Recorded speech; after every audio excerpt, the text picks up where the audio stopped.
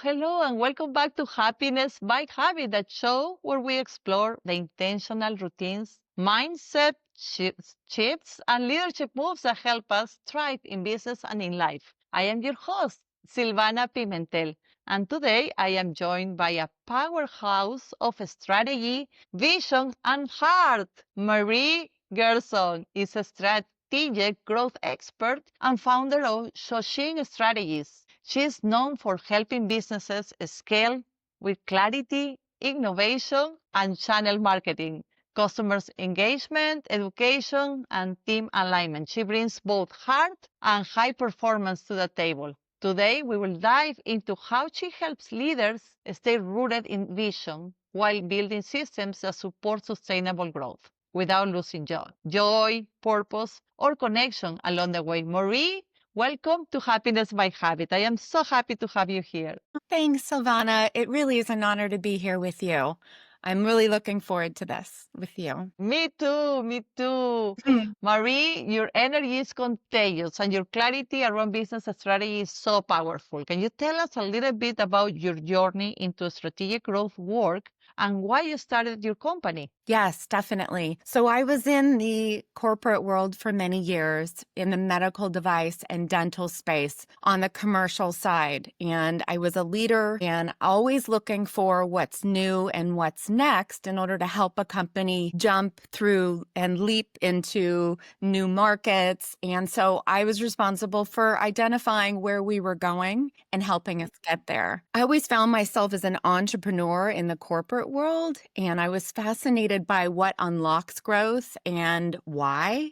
And so I decided to go on my own after many years of being in big corporate in order to help visionaries overcome barriers. And so I started Shoshin Strategies, and it actually took me 6 months to create my business name because heart is important to me and alignment with intention. I'm a marketer, so I could have come up with many great names, but I sat with it and my client list was full out of the gate. Very grateful for that. And so I developed Shoshin Strategies, and Shoshin means the practice of seeing life with wonder. And so that's how I operate as a human being. I pulled that into business, and it integrates into everything that I do with who I am and with my clients. It's all I about love it's it.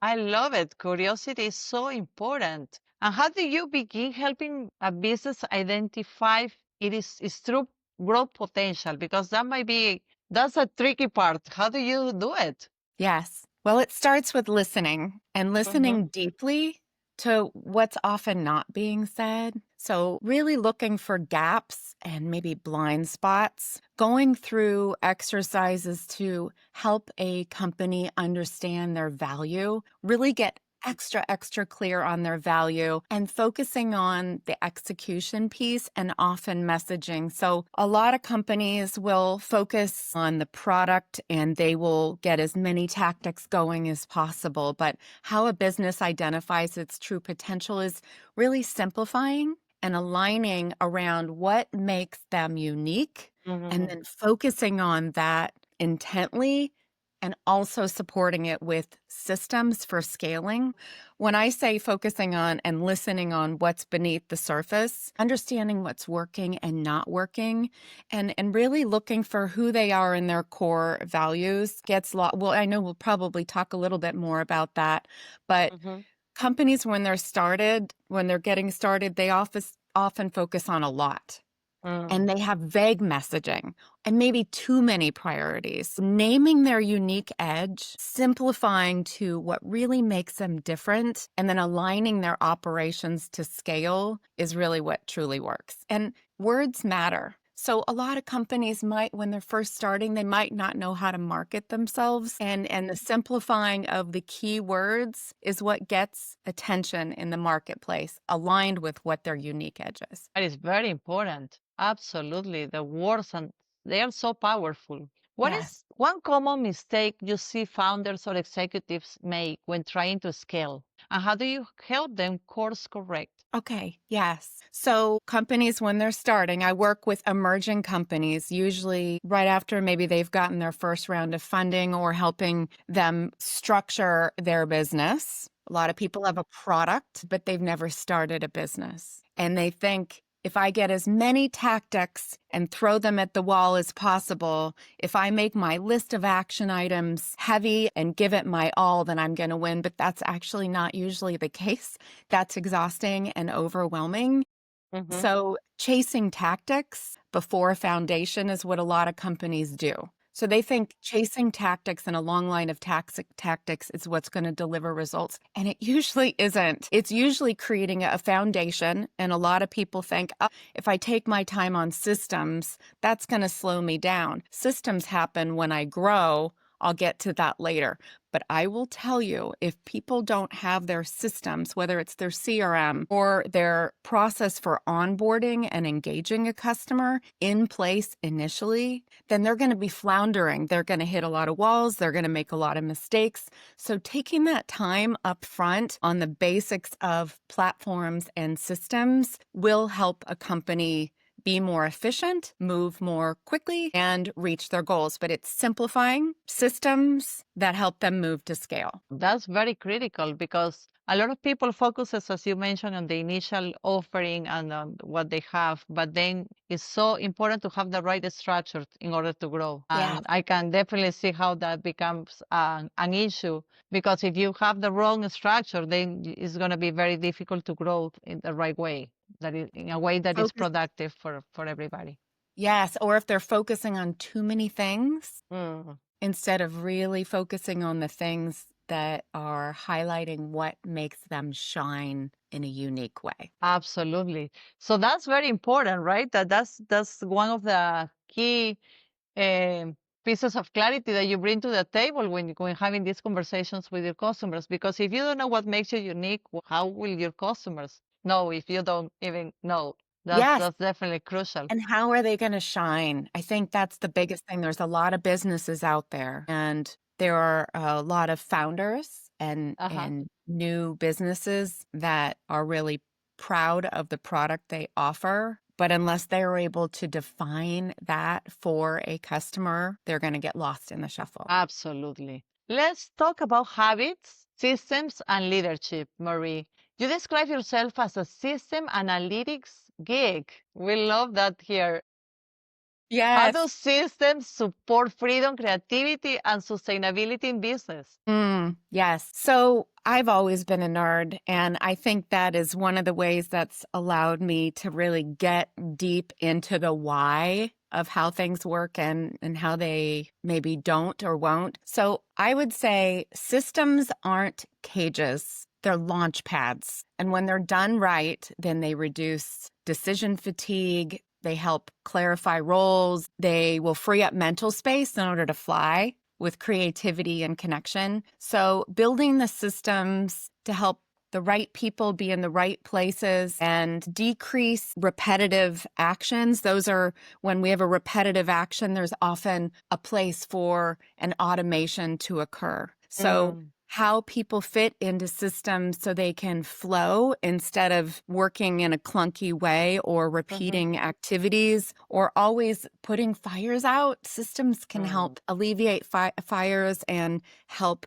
companies move more quickly. Oh, yeah, absolutely. Having the right systems and processes in place can be a game changer for many, and not Yes, only businesses but people and lives. true. I agree Very with true. you. Starts when we wake up in the morning, for sure. Absolutely. Leadership is a huge part of growth.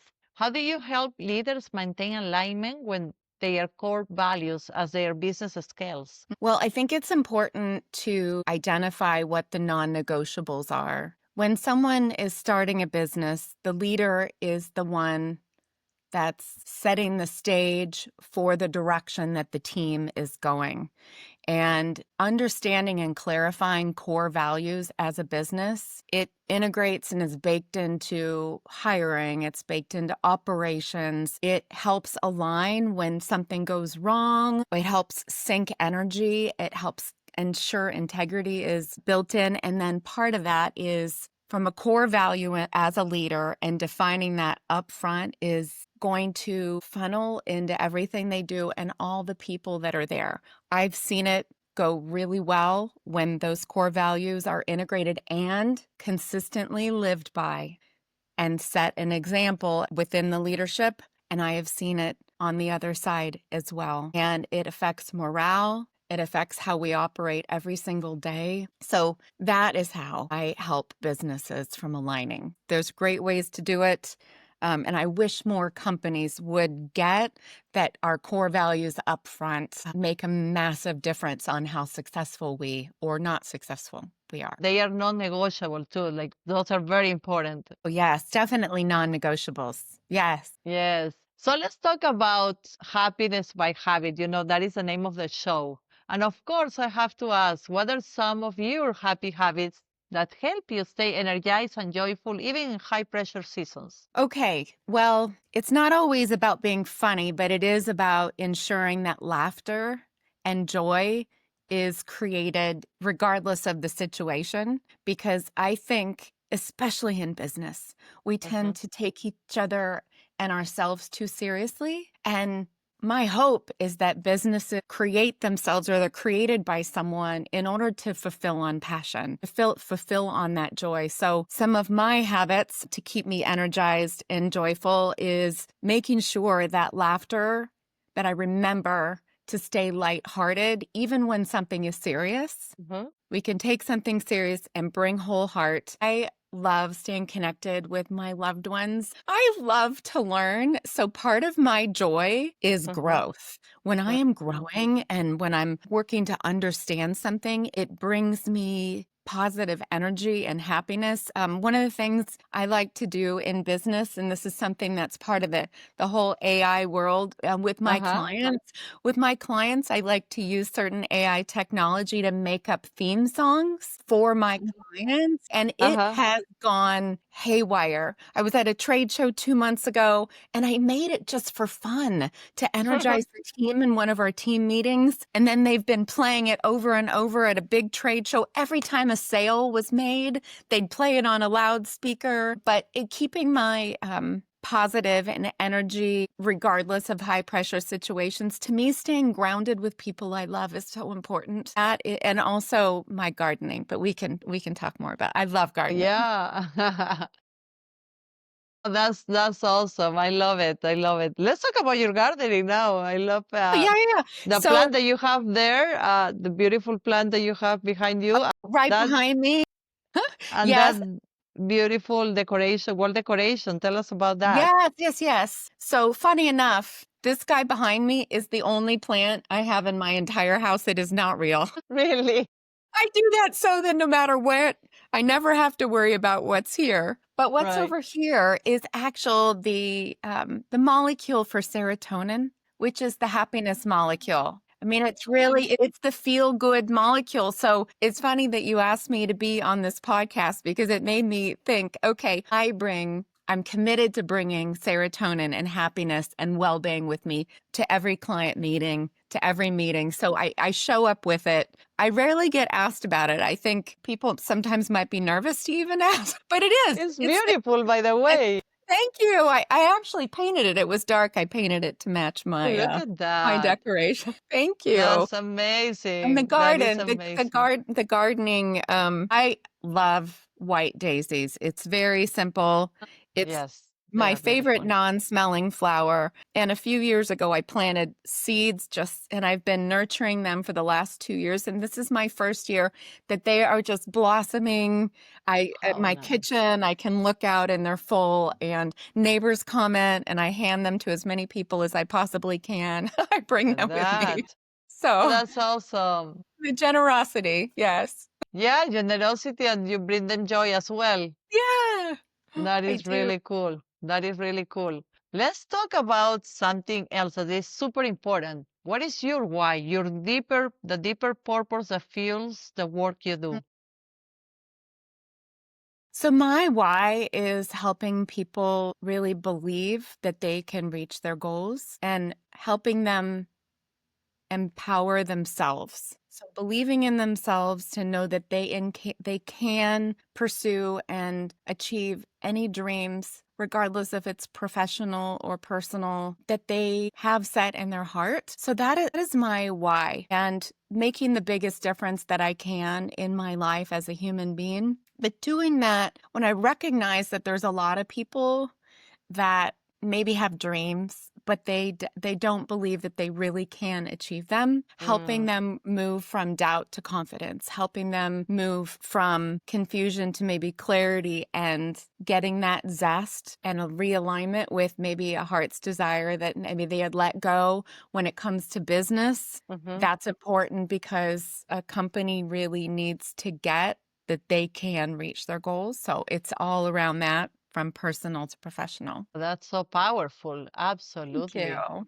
Yes. That must be very fulfilling also. That's really, really special. Well, and one other thing too is I don't think a lot of people have conversation around their dreams and things that light them up. I think often people go through life and we kind of become machines, or every day is kind of similar. But we all have dreams and we all have things that when we think about it lights us up. And I love it when I'm present and listening to people where they really feel deeply seen and deeply heard, and then the inspiration and the excitement to potentially help them move forward towards that. Yes, absolutely. You can make a big difference in somebody's life just by hearing them and help them get clarity. I love Yes, that. yes. Absolutely. Who or what inspires you to keep evolving and showing up at your best? Well, I would say from being purposeful in life and being my best, one thing I love is following leaders in various segments. Mm-hmm. It doesn't even have to be related to what I do, but following people that are chasing their own dreams and really learning from them, that inspires me to keep going. But for me to be my best, always growing and learning. Now, who inspires me? I definitely have colleagues that have represent, whether it's their core values, how they live their life, their balance between family and business. I also, this may sound a little funny, but my body keeps me aligned and inspires me. So, meaning if I take care of myself as a foundation, then I am so much more grounded to Mm-hmm. continue pursuing, right? Involving and showing up as my best. I do know that, especially those of us that are entrepreneurs, we have so many things that we're interested in doing that sometimes working 16 hours just to achieve a goal is actually detrimental. Oh, yeah, So for there's things sure. that I do, like being inspired by nature's cycle, getting out into nature. There's things that I do that are small and inspiring. Like I have a whole community of crows that they know me. They come to me when I have connected with them over time, and it keeps me open. It keeps me looking out and up, and not just what we're focusing on in the moment, say in business. Oh, yeah. Yeah. That's very important because a lot of people just don't focus on something that is very important. They take it for granted, but our body is really our temple, like that very important. We need to take care of it, and we not only take care of our body, but our soul and our mind and everything. Right? It's very important to help us grow, And evolve so we can be the evolve best for be sure. the version of ourselves. Yeah. Absolutely. Once you take care of yourself, then you can be better to help others. You're in a better position Mm. to help others. Otherwise, is you just give what you have. If you're not fulfilled, then it's gonna be more difficult to do Yeah. that for others. And I know women, we tend to sometimes put ourselves second. And I don't mean be selfish, but you're right. We can't make the greatest difference that we want. We can't help others unless we're in a mental, emotional, and physical state to do that. Mm-hmm. And so that's become a major piece of even my success. I call it cocooning. Mm-hmm. Sometimes people go, "Where is Marie? Where is Marie? I haven't heard from Marie." And then I'm able to focus on what I need to and then come out and shine in new ways. So I Yeah, encourage. definitely. It's very important and needed. Yeah. Definitely needed. Yes. Let's talk about an advice that you could give to leaders or entrepreneurs who are trying to grow, but they feel stuck or burn out. Okay. So, what I would say is think about what matters most, dropping the pressure on yourself to have it all figured out within a certain period of time, and get to the foundation of why you've chosen to do what you're doing as a leader or as an entrepreneur. One question I love is what feels most true right now? Because our bodies will tell us very quickly. Is it great to have a 5-year plan? Yes. But it's absolutely not the most important thing. Focusing on the decisions and the small steps in the right direction. To me, what I've seen, that's in iterations. I love the word iterations because there's a lot of leaders and entrepreneurs think, especially those of us that are the drivers or type A, I want to get this right. It needs to be perfect. And that's not the case. Small step in the right direction, you can always iterate it later. And then also one big piece is that you can't do it all alone and that you don't need to do it all alone. Even if you're a one-person entrepreneur business, having people around us and having it be mutual, specific individuals that we hold dear where we listen and support each other. And I heard this the other day when I was listening to a podcast that the act of asking for help doesn't mean you've given up. It means that you're committed to not giving up. Look at And that. that hit me really hard. And I don't remember who said it right now. I want to give them credit, but it really sat with me. So I love that. Yes. That's very powerful, definitely. Mm. Let's wrap up with a quick lightning round. Just say what comes to your mind, okay? Okay. Let's All right. let's How talk about it? about the one word to describe your leadership style. Authenticity. I like it. Coffee, tea, or green juice? Tea, and specifically pu'er tea. Oh, I like Yes. it. A book that transformed your thinking. Okay. There are many. I'd say if I can, I do two. Yeah, sure. The first one is Simon Sinek's Start with Why, I all love that around one. driving, decision making, Very good book. and with emotion and clarity. Mm-hmm. Yes. And then the other one is Brene Brown, I would say, right up there at the same, Daring Greatly. I love her book so much around courage, Mm-hmm. equaling vulnerability. Mm-hmm. Yeah, that being courageous is actually being vulnerable. And I love that. It allows us to be seen and to see. Yeah, I love both really good, powerful books for sure. Yes. Quote or mantra you live by? We get what we believe. Mm-hmm. That is one. And there's one other that I have lived with for 20 years, and I'd love to share it. It's a little bit longer. Yes, go for So it. it's the word risk means it might not work out. So don't get too attached to the outcome. There's people see it in one of two ways. They either see it, hear it, and get really inspired because to me, it frees me to try new things. It frees me to fly, right?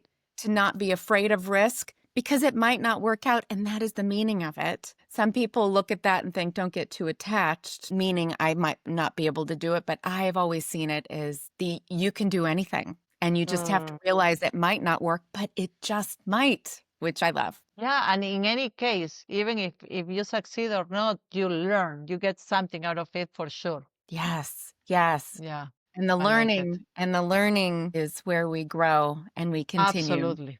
Yes. Definitely very important part of growing. A Yes. morning ritual that you never skip. So one, I have many actually, but I'll give you the first one that comes to mind. I Okay. do a 5-minute exercise every morning called Heart Brain Harmony. It's an Mm-hmm. exercise for aligning your head and your heart. And it entails a few things, but it's very, very simple. It entails 4 questions we ask ourselves. And then I journal that, and it helps me make sure I'm focusing on the most important things. Mm-hmm. That and watering my flowers every single morning. It's grounding and it's nurturing and gets me outside first thing in the morning. I love it. Very nice. Well, Marie, thank you so much for joining us today. Thank Your you, insights Savannah. were really powerful and about the strategy, clarity, and heart that exactly I think so many of us needed to hear. And I am sure our audience will be very inspired by listening to you. Thank And to you our, so much. yes, Marie, absolutely. How can people get in touch with you? So I would say the best way would be on LinkedIn to go Okay, and view my profile on LinkedIn. It's Marie Gerson. That's it. Marie Gerson perfect. on LinkedIn. Nice You and can easy. also reach me at marie.gerson@shoshinstrategies.com if you want to message me about anything as well. Awesome, awesome. Thank you so much. This is Happiness by Habit, where we believe real success is rooted in the habits that keep you aligned, joyful, and energized. Thank you so much for joining us today, and I expect the best for you. See you next time. Thank you. Thank you. Bye bye. Thank you.